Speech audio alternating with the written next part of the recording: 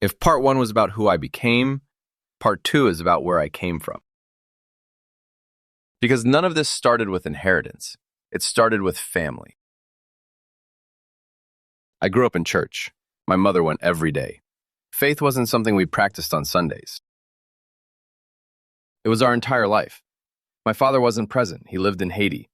So our household was built around my mother. Inside the house, it was different. There was a lot of fighting between my mother and my older sister.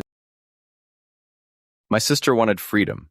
It was the 1980s, the disco era. She wanted to live, but my mother was emotional. The Haitian community in Montreal is very big, but at the same time, it's very small. Everybody knows everybody. It's like a village. When something happens in one house, it doesn't stay in that house. At school, I struggled. I had concentration problems.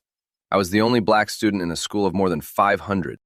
Every day I had to fight, and every day I went home without saying a word. My mother didn't know what was happening.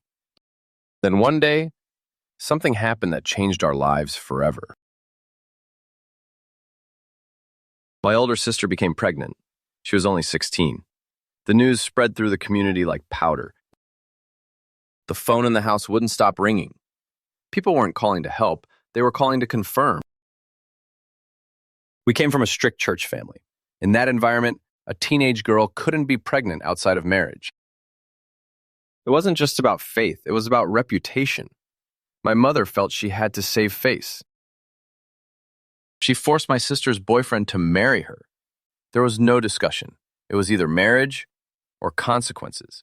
In Haitian culture, there is a belief in dark energy, something worse than what people know, a force based on fear. I was still a child.